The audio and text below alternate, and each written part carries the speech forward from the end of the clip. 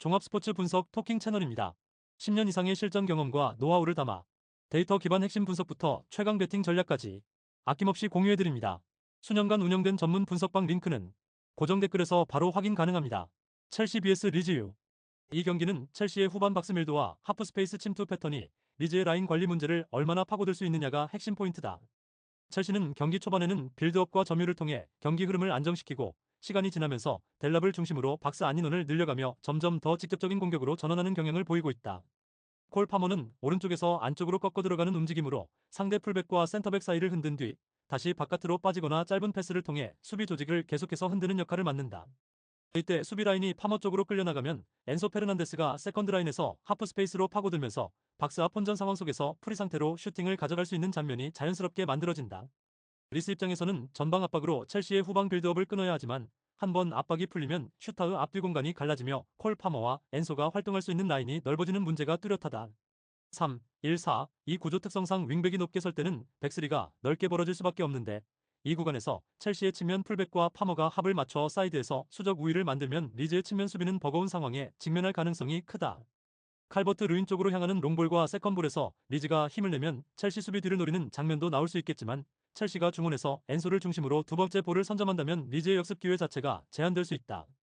후반으로 갈수록 리즈의 윙백과 이선 자원들의 왕복 부담이 커지면 라인 간 간격이 벌어지고 하프 스페이스와 박스 앞 공간이 동시에 열리는 구간이 길어질 수 있고, 이 타이밍이 바로 첼시가 승부를 강하게 밀어붙일 수 있는 시간대가 된다. 특히 후반 승부처에 접어들면 첼시는 페널티 박스 주변의 공격 인원을 최대한 밀집시키면서 세컨볼과 혼전 상황에서 한 번 더 슈팅을 만들려는 선택을 반복하는 팀이기 때문에 리즈의 수비 집중력이 떨어질수록 첼시 쪽 득점 기대치는 점점 더 커질 여지가 있다. 결국 전술적 상성, 후반 체력 분배, 박스 근처에서의 공격 밀도까지 종합하면 이 경기는 첼시가 점차 흐름을 자기 쪽으로 끌고 오며 승부처를 장악할 가능성이 더 높은 구도라고 보는 편이 합리적이다. 토킹 추천 배팅. 승무패 첼시 승 강추. 언더오버 언더 추천. 에버턴 vs 본머스. 이 경기는 같은 4, 2, 3, 1 대진이지만 공을 다루는 방식과 경기 후반 운영에서 분명한 차이가 드러나는 매치업이다. 에버튼은 안정적인 수비 블록을 바탕으로 시간이 지날수록 상대 진영 깊숙한 지역에서 점유를 늘려가며 공격 주도권을 자기 쪽으로 끌어오는 팀이다. 맥닐이 측면에서 연달아 크로스와 컵백을 섞기 시작하는 순간 본머스 수비는 첫 번째 상황이 아니라 두 번째, 세 번째 볼에 대응하는 과정에서 라인이 무너질 가능성이 크다. 바리가 박스 안에서 니어 포스트를 기준으로 움직이며 수비수들을 끌어당기고, 1호의 그 부남이 그 뒷공간에 해당하는 하프 스페이스를 선점해 세컨드 찬스를 가져가는 그림이 자연스럽게 예상된다. 이 구조가 반복되면 에버튼은 박스 안팎에서 유효 슈팅 볼륨을 빠르게 쌓을 수 있고 점유와 찬스 숫자 모두를 홈에서 우위로 가져갈 수 있다. 반대로 본머스는 초반부터 강한 전방 압박과 빠른 전환으로 에버튼 빌드업을 흔들어야 하고 라얀과 크루피의 침투를 통해 에바니 우송 주변에서 마무리각을 만들어야 한다. 하지만 라인을 높게 가져가는 특성상 압박 타이밍이 어긋나거나 미드필더와 수비라인 사이 간격이 벌어지는 순간 에버튼의 이선과 측면 자원들이 그 빈 공간을 집요하게 노릴 수 있다. 에버튼 입장에서 중요한 포인트는 1호의 그 부남이 중원에서 먼저 수비적 역할을 완수하고 나서 곧바로 하프 스페이스로 전진의 두 번째 찬스를 잡아낼 수 있느냐는 부분이다. 이 부분이 잘 작동하면 맥닐의 크로스컵백 패턴과 맞물려 본머스 수비는 박스 안에서 끊임없이 방향 전환과 마킹 전환을 강요받게 된다. 또한 세트피스에서도 에버튼은 제공권과 세컨드 찬스를 동시에 노릴 수 있는 구성을 갖추고 있어 코너킥 프리킥 상황에서 한 번만 제대로 연결돼도 경기 흐름을 자기 쪽으로 완전히 돌릴 수 있다. 본머스는 전방 압박과 빠른 전환으로 단번에 승부를 보려 하겠지만, 원정 경기 특성상 후반으로 갈수록 체력 소모와 함께 압박 강도가 떨어질 가능성을 배제하기 어렵다. 그렇게 되면 중원에서의 압박 라인이 헐거워지고 에버튼의 더블 볼란치와 이선 자원들이 여유 있게 공을 다루면서 상대 진영 깊숙한 지역에서 패턴을 반복할 수 있게 된다. 결국 이 경기는 시간이 흐를수록 어느 팀이 하프 스페이스를 먼저 선점하고 박스 안에서 유효 슈팅 볼륨을 더 많이 쌓는가의 싸움으로 귀결될 공산이 크다.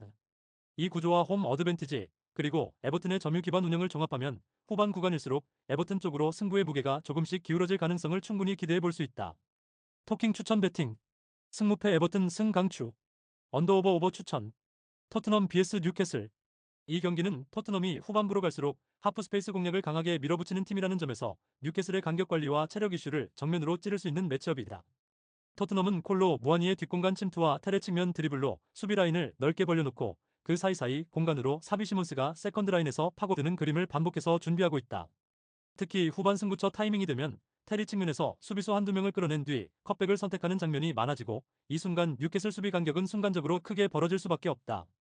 그 타이밍에 시몬스가 박스 안쪽으로 정확히 타이밍을 맞춰 들어가면 골키퍼가 손 쓸 틈 없이 깔끔한 마무리 슈팅이 나올 수 있는 구조라서 토트넘 입장에서는 득점 설계가 비교적 명확한 편이다.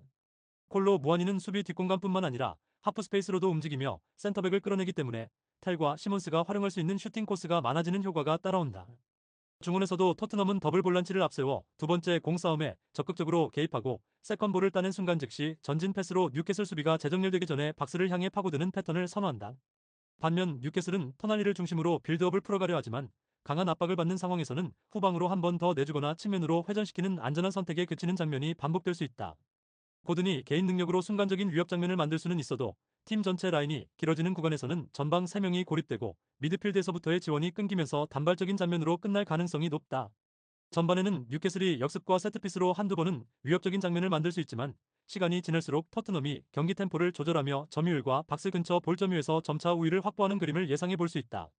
결국 이 경기는 토트넘이 후반 60분 이후 테레 컵백, 시몬스의 박스 진입, 콜로 무아니의 라인 브레이킹을 묶어 결정적인 찬스를 만드는 쪽에 더 가깝고 뉴캐슬은 수비 라인을 얼마나 버티느냐가 관건이 될 전망이다. 컵 대회나 상위권 경쟁 구도 속에서 토트넘 입장에서는 이 경기 자체가 흐름을 끊지 않고 가져가야 하는 중요한 분기점이라 핵심 자원을 중심으로 한 집중력 있는 운영을 기대할 수 있다. 반대로 뉴캐슬은 일정과 컨디션 변수 속에서 전방 압박 강도가 떨어지는 순간이 분명히 존재하고 이 구간마다 토트넘이 하프 스페이스와 박스 안을 연속해서 두드린다면 실점 가능성을 피하기 쉽지 않다. 토킹 추천 배팅 승무패 토트넘 승 강추 언더오버 언더 추천 웨스트햄 vs 맨체스터 유 웨스트햄은 카스텔리아노스를 축으로 이선과 풀백이 동시에 전진하면서 박스 근처에서 숫자를 늘리는 공격을 시도할 가능성이 크다.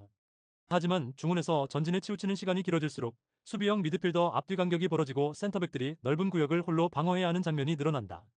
보웬의 안쪽 침투와 풀백 오버래핑이 겹치는 구간에서는 공격에서는 위협적일 수 있지만 볼을 잃는 순간 하프 스페이스 뒷공간이 그대로 노출되며 역습의 출발점이 될 수 있다. 반면 맨유는 캐리 김시 감독 체제에서 전방 압박과 후반전 전원 속도가 분명한 장점으로 자리 잡고 있고 최근 4연승의 흐름이 선수들의 움직임과 선택에 자신감을 더해주고 있다. 초반에는 중원 숫자를 유지하며 웨스트햄의 빌드업 실수를 유도하는 데 집중하겠지만 후반 중반으로 넘어가는 구간부터는 도르구의 과감한 전진과 은베모의 안쪽 침투가 본격적으로 살아날 가능성이 크다.